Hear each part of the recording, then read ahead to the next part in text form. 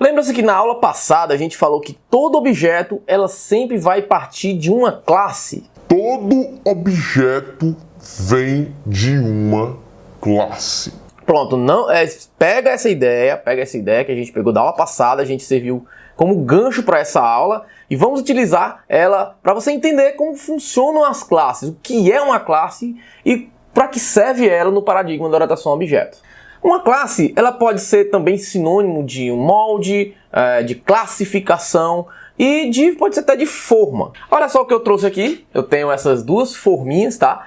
E vocês vão ver quanto isso aqui tem a ver com classes, né? Como isso aqui tem tudo a ver com classe na orientação a objetos. Nossa, mas forma e esse negocinho na tua mão aí, isso aqui tem alguma coisa a ver com orientação a objeto, com classe?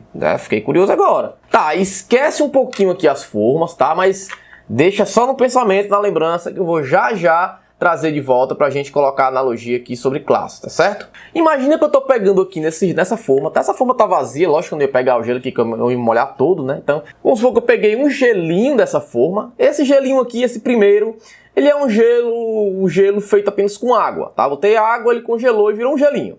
Comum, como na casa de vocês também deve ter. E nessa segunda forminha aqui, eu peguei um feito, por exemplo, de suco. Eu coloquei um suco de maracujá, por exemplo, e coloquei aqui e congelou e eu tenho dois gelos, um de água e um de maracujá.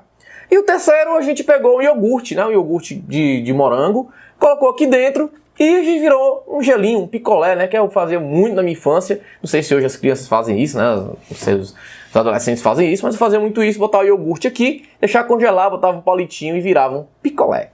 Vocês já notaram que esses três gelinhos, né? Na imaginação, hein? Que esses três gelinhos, eles possuem formas iguais, eles possuem o mesmo formato, eles possuem um padrão. Então, para criar esse gelo, né? Já imaginou fazer esse gelo na mão? A gente tem que fazer, sei lá, não consigo nem imaginar fazer esse gelo na mão, sei lá, a gente botando alguma coisa, não sei, não consigo nem imaginar fazendo esse gelo na mão. Por isso que para criar o gelo, a gente precisou de uma forma. A gente precisa da forma para que ele saia nesse formatinho, para que ele saia no tamanho correto, para que ele fique tudo igualzinho um ao outro. E para que o gelo saia nesse formatinho que a gente já conhece. A mesma ideia é essa forminha aqui, ó. Essa forminha aqui minha esposa usa para fazer uns biscoitinhos muito legais. Eu boto aqui a massinha dentro do forno e o biscoitinho fica aqui, ó, na forma circular, né, bem simétrica, e fica também todos bem redondinhos. A gente tem aqui uma forma que eu vou fazer três pãezinhos, três biscoitinhos.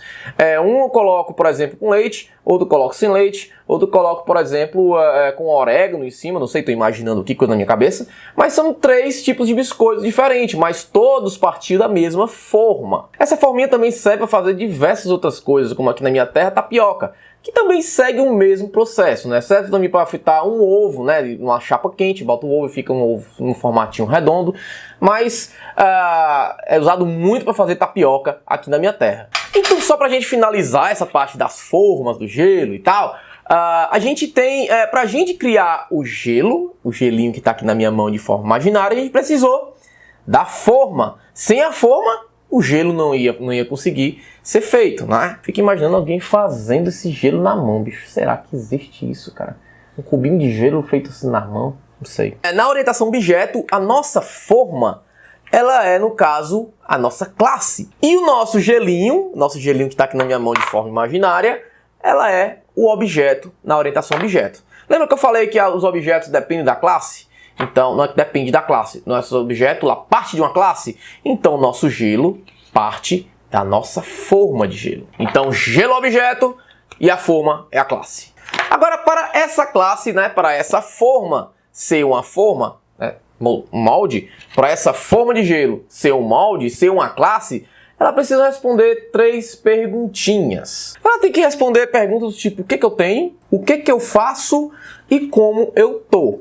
Ué, como assim? Não tô entendendo. Forma nem fala. Na forma bem metafórica, tá, gente? Bom, partindo aqui do que nossa forma de gelo vai criar gelo, né? O que um gelo tem, no caso? Como a gente já falou na aula passada, ela tem uma forma, ela, por exemplo, vai ter uma cor, como a gente colocou, né, com iogurte, suco e tal. E podemos colocar também um tipo, né, a cor ser amarela, ser, sei lá, rosado, transparente, né, para água. Como iogurte, água e suco, como a gente utilizou no exemplo anterior. Tá, e o que é que o gelo faz? O gelo, no caso, ele pode dissolver e ele pode, por exemplo, congelar, né, resfriar uma bebida. Vamos colocar assim, esfriar um líquido, vamos colocar assim, então. E como o gelo está agora? Como o gelo pode estar? Qual o estado do gelo? Como eu falei também na outra aula, o gelo pode estar, por exemplo, no seu estado líquido, pode estar no seu estado sólido, né? O gelo, no caso, o estado líquido, fica a água, né? E estado sólido.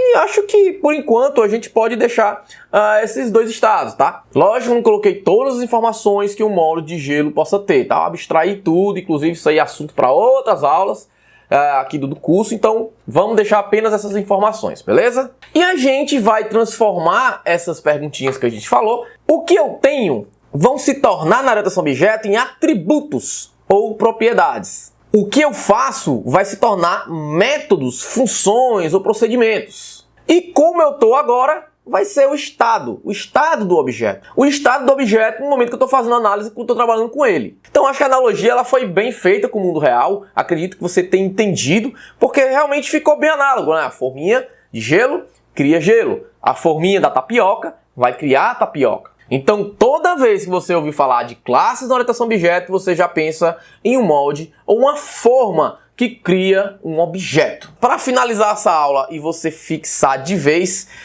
você pode também fazer uma analogia, uma classe com uma receita de bolo. A receita de bolo, sendo só a receita, ela não é nada. Ela é apenas um molde pro bolo. Ela não é um bolo, ela não é, eu não vou comer a receita. Quer dizer que tem gente que come papel, tem gente louca pra tudo, né? Então, o resultado de fazer o bolo, quando o bolo estiver pronto, é que é o objeto. A receita de bolo, ela vai ser o molde, vai ser a forma, vai ser, no caso, a classe, e o bolo feito, o bolo, vai ser o nosso objeto. É a mesma coisa da nossa forma de gelo. Ela sozinha aqui, eu não consigo usar o gelo. Eu não consigo pegar um gelo e botar dentro de uma bebida, porque não tem nada, ela é só a forma, ela é só um molde para eu criar o gelo. Ela não é um gelo especificamente. Quando eu crio o gelo, né, aí sim o nosso gelo vira objeto. Espero que você tenha entendido essas aulas, espero que você tenha gostado aqui dos meus objetos para fazer analogia com o mundo real, e te encontro na próxima aula.